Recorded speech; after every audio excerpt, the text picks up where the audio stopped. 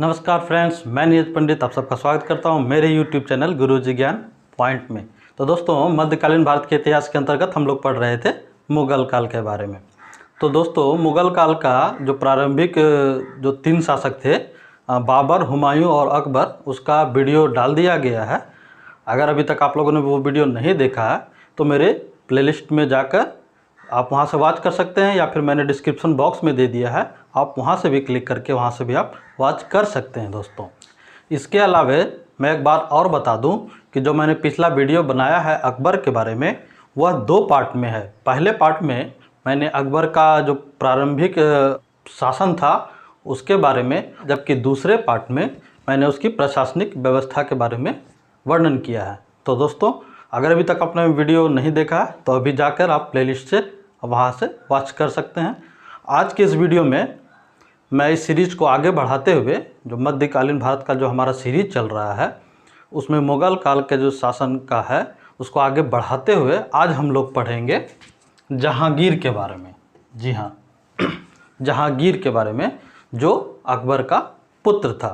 तो चलिए बिना देरी किए हुए हम लोग शुरू करते हैं। इससे पहले मैं आपको ये एक बात कहना चाहूँगा दोस्तों, कि यदि अगर आप लोगों ने अभी तक मेरे चैनल को सब्सक्राइब नहीं किया है तो प्लीज़ उसे सब्सक्राइब ज़रूर कर दें, और बगल में बेल आइकन है उसे भी प्रेस कर दें। साथ में बेल आइकन के बगल में जब आप प्रेस करेंगे एक ऑल का ऑप्शन आएगा, आप उसे भी प्रेस करना ना भूलें, ताकि मेरे हर वीडियो की नोटिफिकेशन आप तक पहुंच सके और आप मेरी वीडियो से लाभ उठाते रहें। चलिए दोस्तों, शुरू करते हैं आज का टॉपिक जहांगीर के बारे में जानने के लिए। तो दोस्तों, जहांगीर का जो शासनकाल था 1605 ईस्वी से 1627 ईस्वी तक चला। लगभग 22 सालों तक इसका शासनकाल चला। अब देख लेते हैं थोड़ा सा जहांगीर का परिचय के बारे में। जहांगीर का जन्म 30 अगस्त 1569 ईस्वी में हुआ था। इसका वास्तविक नाम सलीम था। कहा जाता है कि इनके नाम रखने के पीछे बहुत बड़ी वजह थी। एक्चुअली जो इनके पिता थे जलालुद्दीन मोहम्मद अकबर और माता जोधाबाई, एक बार पुत्र की प्राप्ति के लिए ख्वाजा सलीम चिश्ती जो सूफी संत थे उसके आश्रम में गए थे। तो वहीं से उनको आशीर्वाद प्राप्त हुआ था, और कहा जाता है कि उसी आशीर्वाद के कारण इन्हें पुत्र की प्राप्ति हुई। इसीलिए उन्होंने उसी सूफी संत सलीम के नाम पर अपने पुत्र का नाम भी सलीम रख दिया। अब देख लेते हैं, उसके पिता थे जलालुद्दीन मोहम्मद अकबर, जिसे हम लोग अकबर महान के नाम से भी जानते हैं, और उनकी माता का नाम जोधाबाई था, जो कहीं कहीं इतिहास में इनका नाम हरकाबाई भी कहा जाता है। यह आमेर के राजा भारमल की पुत्री और एक राजपूत राजकुमारी थी। जहांगीर का जो राज्याभिषेक है 3 नवंबर 1605 ईस्वी को हुआ था। जी हाँ, 1605 ईस्वी में अकबर की मृत्यु के उपरांत जहांगीर को बादशाह नियुक्त किया गया। इनकी पत्नियों के बारे में देख लेते हैं। एक्चुअली मुग़ल काल हो या सल्तनत काल हो, या बहुत सारे जो भी इस्लामिक शासक हुए हैं उसमें देखा गया है कि बहुविवाह करने का प्रचलन था। तो उसी के अनुसार जहांगीर की भी कई पत्नियां थी, लेकिन उनमें से 3 जो थी उनकी प्रमुख पत्नी थी। आइए देख लेते हैं कौन कौन थी वो। मानबाई, जी हाँ, इसकी पहली पत्नी का नाम था मानबाई। ये भी एक राजपूत राजकुमारी थी, जिनसे उनको एक पुत्र खुसरो की प्राप्ति हुई। क्या एक पुत्र था जिसका नाम था खुसरो, जो ज्येष्ठ पुत्र था, उसकी प्राप्ति हुई। कहा जाता है कि जहांगीर को शराब पीने की काफ़ी लत थी, और इसी लत से परेशान होकर जो मानबाई थी उन्होंने आत्महत्या कर ली थी। अब माता की मृत्यु की जब बात पता चली खुसरो को, तो खुसरो काफ़ी नाराज़ हुआ और अपने पिता को अपनी माता की मृत्यु का कारण समझने लगा, जिसके कारण वह पिता से नफरत करने लगा। अब देख लेते हैं जहांगीर की दूसरी पत्नी, जिसका नाम था जगत गोसाई। जी हाँ, जगत गोसाई ये भी एक राजपूत महिला थी, और इनसे एक पुत्र खुर्रम की प्राप्ति हुई। इसकी तीसरी और सबसे प्रिय बेगम थी, जिसका नाम था नूरजहां। एक्चुअली में इसका जो वास्तविक नाम था नूरजहां का, वो था मेहरन निशा, लेकिन नूरजहां की उपाधि उसे जहांगीर ने ही प्रदान की थी। तो वो मैं जब आगे डिटेल्स में बताऊंगा तो इसकी चर्चा हम लोग करेंगे। नूरजहाँ की एक पुत्री थी लाडली बेगम। एक्चुअली में यह जहांगीर की अपनी पुत्री नहीं थी, बल्कि नूरजहाँ के जो पूर्व पति था उससे ये प्राप्त संतान थी। लेकिन इसने क्या किया, जब नूरजहाँ से विवाह किया तो उसको भी अपनी पुत्री के रूप में स्वीकार किया। अब देख लेते हैं सलीम का, जो सलीम कहिए या फिर जहांगीर कहिए, उनका कुछ प्रेम प्रसंग के बारे में।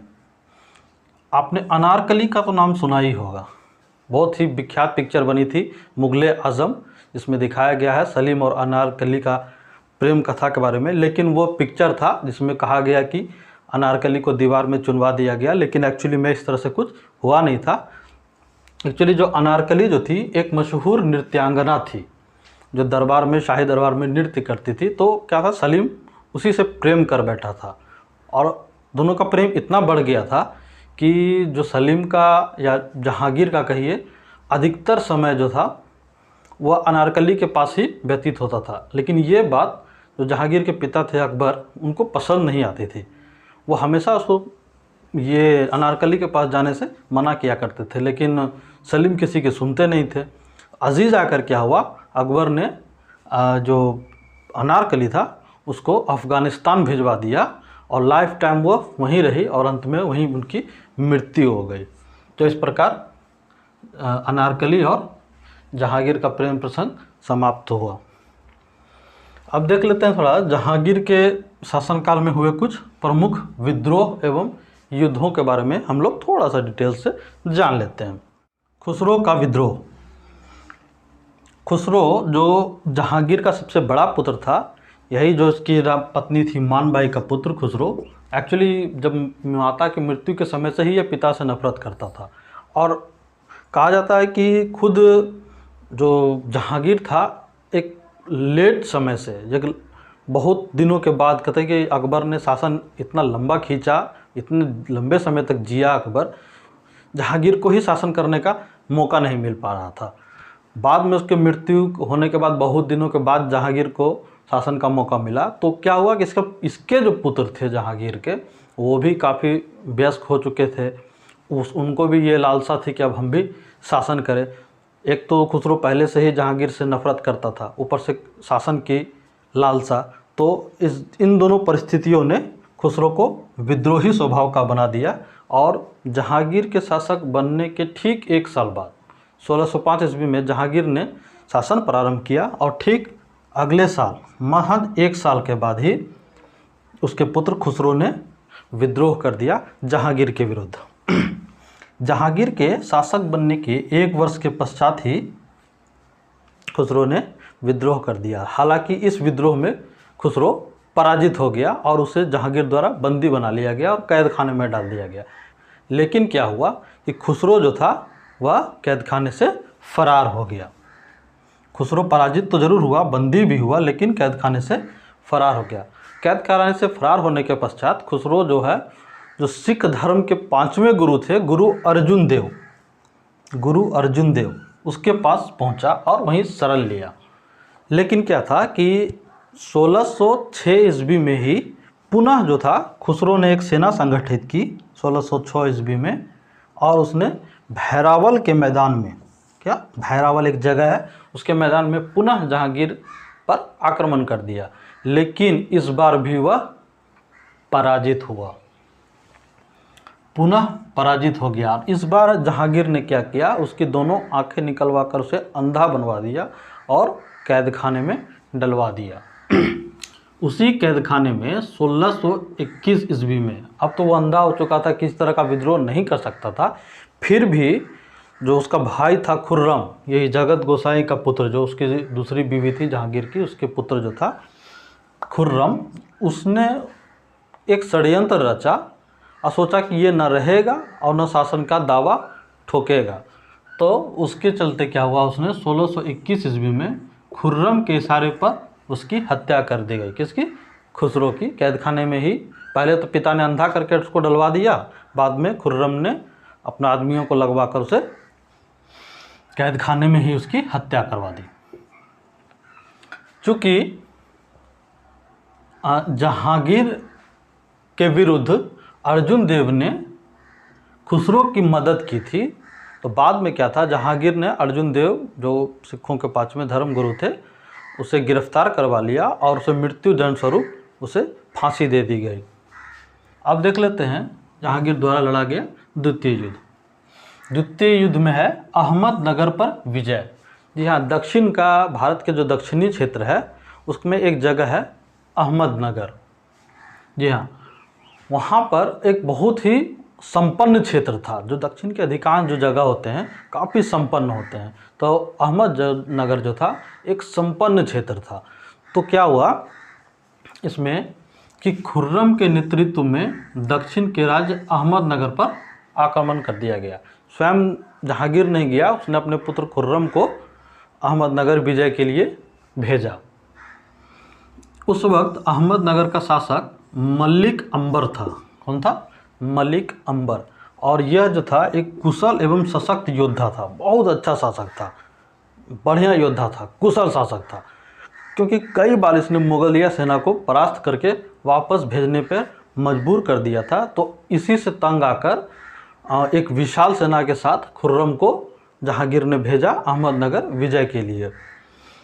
इस बार क्या हुआ कि मलिक अंबर जो था वह पराजित हो गया, मलिक अंबर की पराजय हो गई और इस बार जो था खुर्रम ने अहमदनगर पर फतह हासिल कर ली। अहमदनगर पर मुगलों का कब्जा हो गया। इस युद्ध में खुर्रम द्वारा विजय से प्रभावित होकर जहांगीर ने उसे शाहजहां की उपाधि प्रदान की। जहांगीर इतना प्रभावित हुआ, इतना खुश हुआ कि उसने अपने पुत्र खुर्रम को शाहजहां की उपाधि प्रदान की और इसी नाम से वह इतिहास में आगे विख्यात हुआ। अगले युद्ध में देख लेते हैं मेवाड़ फतह एवं संधि। कहा जाता है कि मेवाड़ पे कभी भी मुगलों का पूर्ण कब्जा नहीं हो सका था। जब तक अकबर के शासनकाल में अकबर ने बहुत प्रयास किया मेवाड़ को पूर्ण रूप से कब्जा करने के लिए, लेकिन उस वक्त कौन से शासक?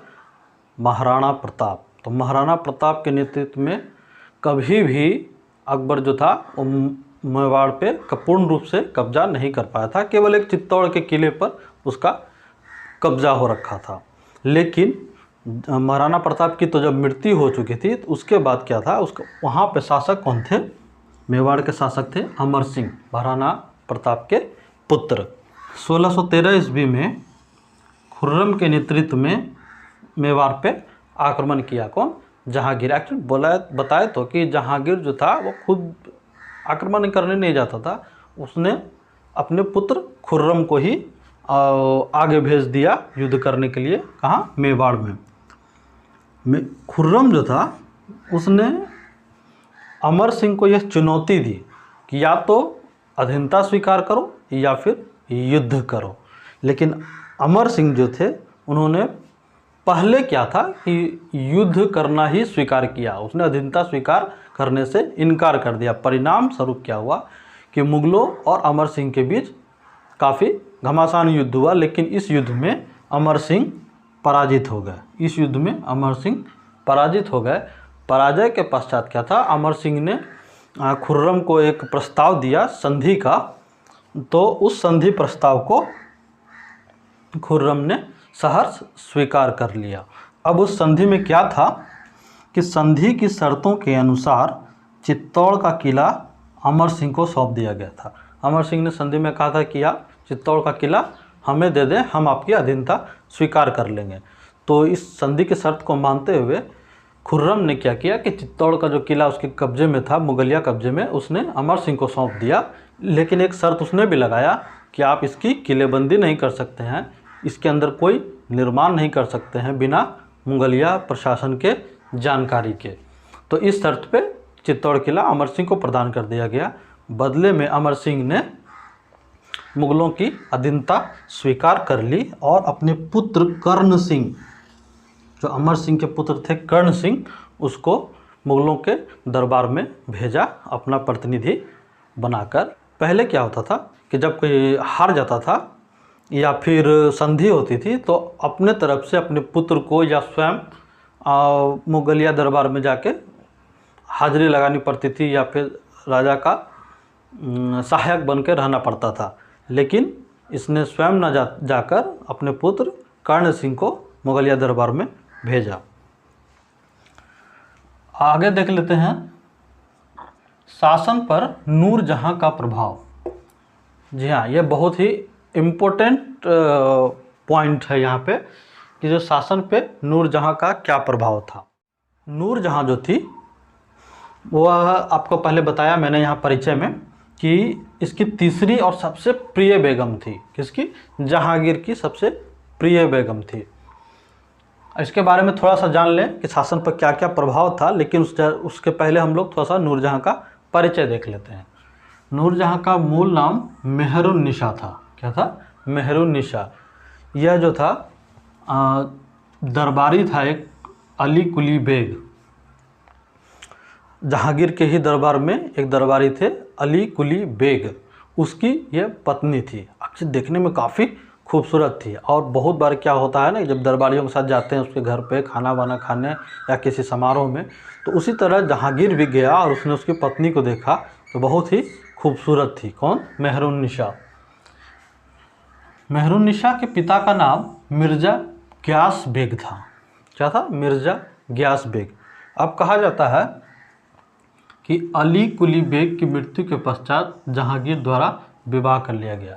कहा जाता है कि ये मेहरुन्निसा जो थी अली कुली की पत्नी थी और इसका बहुत दिन से क्या था कि जहांगीर का नज़र उसके ऊपर पड़ा हुआ था। बहुत ही खूबसूरत थी, तो पहले से ही ताक में था। तो इसी बीच अली कुली बेग की मृत्यु हो गई, लेकिन यह एक सस्पिशियस था।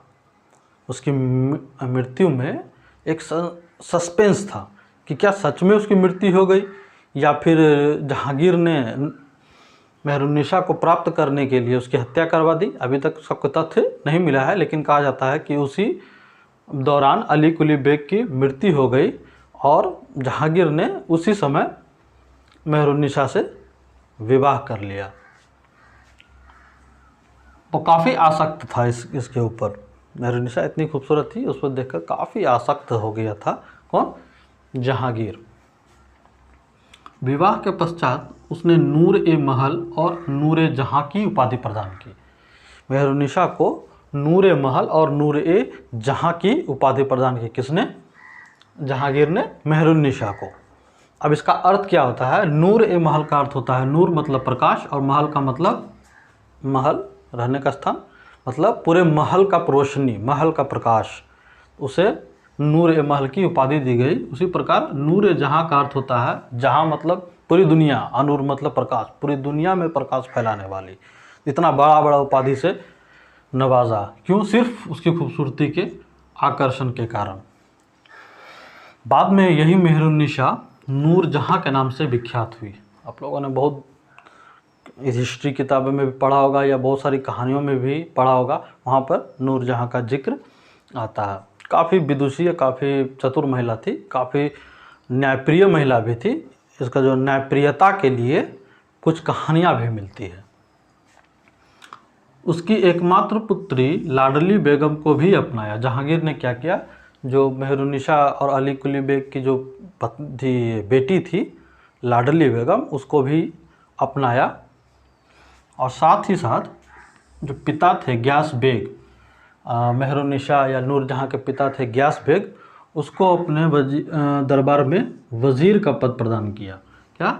वज़ीर बना दिया सीधा। और साथ में साथ एतमा उद्दौला की उपाधि से नवाजा। कौन सा उपाधि दिया? वज़ीर का पद दिया और एतमा उद्दौला की उपाधि से नवाजा। नूरजहां एक चतुर एवं विदुषी महिला थी। नूरजहां जो थी काफ़ी चतुर एवं विदुषी किस्म की महिला थी। शासन कार्यों एवं न्याय के लिए नूरजहां की सहायता लेता था। अब जहांगीर तो था कि उसका विद्वता को देखते हुए, उसको न्यायप्रियता को देखते हुए, न्याय करने में सक्षमता को देखते हुए वह क्या था, नूरजहां की भी सहायता लिया करता था। उसने न्याय के लिए क्या किया था कि आगरा के किले में सोने की लंबी जंजीर एवं घंटा लगवाया था। जहांगीर ने क्या किया था, एक लंबी सोने की जंजीर लगवा दी और उसकी में एक घंटा बंधवा दिया था क्या था, जो भी फरियादी आते थे वो जंजीर को खींचकर घंटा बजाते थे, जिससे पता चलता था कि कोई फरियादी आया है उसे न्याय के लिए। उसी वक्त जो बादशाह होते थे वह पहुंचते थे न्याय करने के लिए और अपना फैसला सुनाते थे या फिर फरियाद को जस्टिफाई करते थे। इस तरह की व्यवस्था आगरे के किले में किसके द्वारा, जहांगीर के द्वारा करवाया गया था। न्याय के लिए प्रजा इस जंजीर को खींचकर घंटा बजाते थे। अब आगे देख लेते हैं कि जहांगीर के दरबार में कुछ विदेशी आगमन हुए थे। आइए हम आगे उसके बारे में देख लेते हैं। तो दोस्तों आइए देख लेते हैं हम लोग कि जहांगीर के दरबार में कौन कौन से विदेशी आगमन हुए थे। ब्रिटेन के शासक जेम्स प्रथम के राजदूत कैप्टन हॉकिंस 1608 ईस्वी में जहांगीर के दरबार में आए। उस वक्त ब्रिटेन के शासक कौन थे, जेम्स प्रथम थे। तो उन्होंने ही अपने एक राजदूत जिसका नाम था कैप्टन हॉकिंस, उसको जहांगीर के दरबार में भेजा। कब भेजा, 1608 ईस्वी में, और यह 1611 ईस्वी तक भारत में रहे। जहांगीर ने उससे प्रभावित होकर इंग्लिश खां की उपाधि प्रदान की। कहते हैं कि जब वो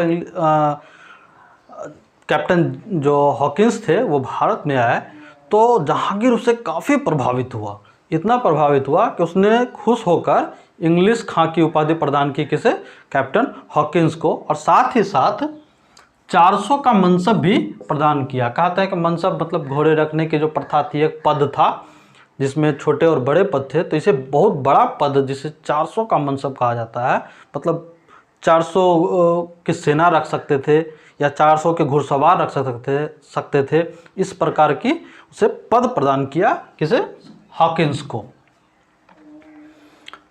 हॉकिंस के प्रयासों के फलस्वरूप जहांगीर ने अंग्रेजों को सूरत में फैक्ट्री लगाने की अनुमति प्रदान की। एक्चुअली मेन मोटिव था जेम्स प्रथम का हॉकिंस को भारत में भेजने का यही था कि आप जाइए और जहांगीर से अनुमति प्राप्त कीजिए, भारत में हम लोग अपनी व्यापारिक फैक्ट्रियां लगाएंगे। तो यहाँ सफलता प्राप्त करते हुए कैप्टन हॉकिंस ने जहांगीर से यह अनुमति प्राप्त कर ली, जो 1608 ईस्वी में उसे अनुमति मिली थी। हालांकि बीच में कुछ ऐसा हुआ कि जहांगीर ने शुरू में अनुमति तो दे दी थी फैक्ट्री लगाने की, लेकिन बाद में किसी कारण से रुष्ट होकर उसने बंद करवा दिया था फैक्ट्री का निर्माण सूरत में। लेकिन फिर पुनः माल मनोबल के बाद 1613 ईस्वी में अंततः इस फैक्ट्री की निर्माण कार्य पूर्ण हुआ सूरत में। इसके अलावे 1605 ईस्वी में अन्य ब्रिटिश राजदूत सर टॉमस रो जहांगीर के दरबार में आया। बहुत ही इंपॉर्टेंट क्वेश्चन है आप ये दोनों, कि ये पूछा जा सकता है कि जहांगीर के दरबार में पहले आने वाले राजदूत कौन थे, तो वो थे कैप्टन हॉकिंस, और दूसरे राजदूत कौन थे, वो थे सर टॉमस रो। ये क्वेश्चन में बार बार ये क्वेश्चन पूछा जाता है एग्जाम्स में। आगे देख लेते हैं कि जो सर टॉमस रो आए थे उसके साथ साथ एक पादरी भी आए थे जिसका नाम एडवर्ड थेरी था। वो भी सर टॉमस रो के साथ में भारत आए थे। हालांकि दरबार में तो सर टॉमस रो से मुलाकात नहीं हो पाई, क्योंकि उस वक्त जहांगीर अजमेर के क्षेत्र में थे। तो उसी क्षेत्र में 1616 ईस्वी में सर टॉमस रो से जहांगीर ने मुलाकात की। अब आगे देख लेते हैं जहांगीर द्वारा किए गए कुछ कार्यों के बारे में। सबसे पहले देख लेते हैं सैन्य कार्य। सैन्य विकास में बहुत ज़्यादा कुछ विकास तो नहीं किया जहांगीर ने, बस कुछ एक विकास किए, उसके बारे में हम लोग थोड़ा सा जान लेते हैं। मनसबदारी प्रथा के अंतर्गत घोड़े रखने की क्षमता को बढ़ा दिया गया।